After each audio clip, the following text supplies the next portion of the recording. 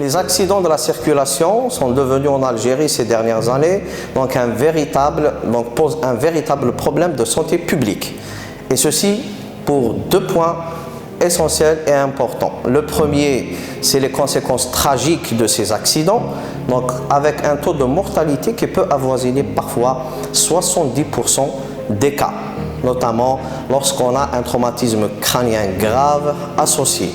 Le deuxième point, c'est les conséquences, les séquelles neurologiques, donc graves et très lourdes, qui peuvent être engendrées par ces accidents. Donc ces séquelles neurologiques peuvent d'ailleurs transférer le problème de la santé publique à un problème social et même économique.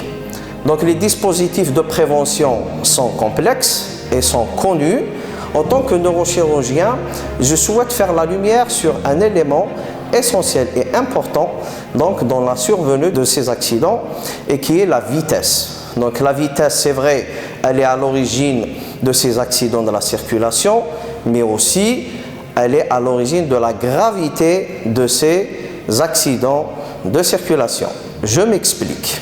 On voit le cerveau qui est un organe très sensible composé de plusieurs zones fonctionnelles, lobe frontal, lobe temporal, lobe pariétal, occipital.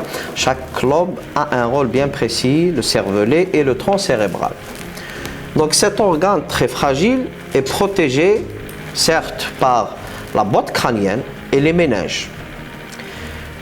Mais cet organe fragile, quand il est soumis à un impact à haute cinétique, comme le cas d'un accident de la circulation à haute vitesse, donc les lois de la biomécanique et de la biophysique vont s'appliquer sur cet organe. Je vous montre ici un accident de la voie publique.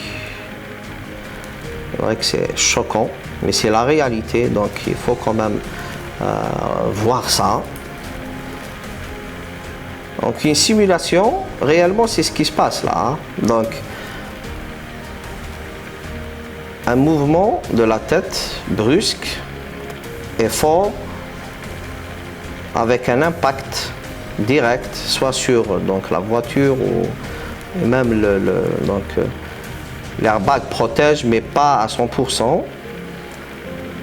Donc c'est ce mouvement-là, brusque, et qui est causé donc par ce choc, qui va être à l'origine des lésions qui sont justement pourvoyeuses de la tragédie dont on a parlé tout à l'heure. On voit donc ce qui se passe sur cette coupe, sur cette vidéo. Vous voyez donc l'ébranlement cérébral. Le premier impact du cerveau finalement c'est l'os. Donc déjà, même s'il n'y a pas un impact direct avec la voiture ou autre, déjà l'impact avec l'os va provoquer ces contusions que vous voyez ici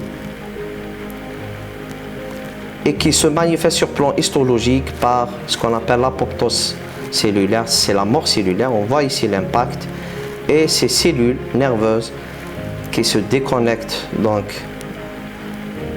du réseau et qui vont carrément sortir de l'usage, donc hors usage, et c'est la mort cellulaire qui va engendrer, donc si les lésions sont étendues, une mort cérébrale. Et c'est irréversible car tout simplement les cellules nerveuses ne se régénèrent pas.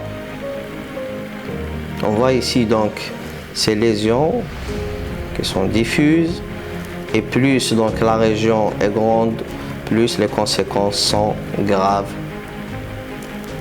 et tragiques. Donc ça nous amène donc à la première, au premier point, c'est nous devrions quand même regarder donc la vitesse autrement. Faire donc un accident à 50 km/h, sachez que c'est l'équivalent d'une chute de 4 étages. Un accident, un choc à 75 km/h, c'est l'équivalent d'une chute de 8 étages.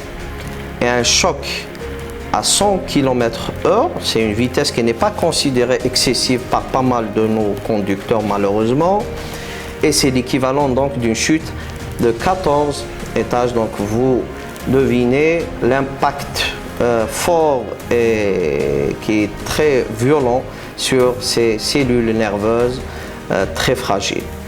Donc, le message à transmettre, c'est que respecter les limitations de vitesse pour protéger notre crâne et notre cerveau.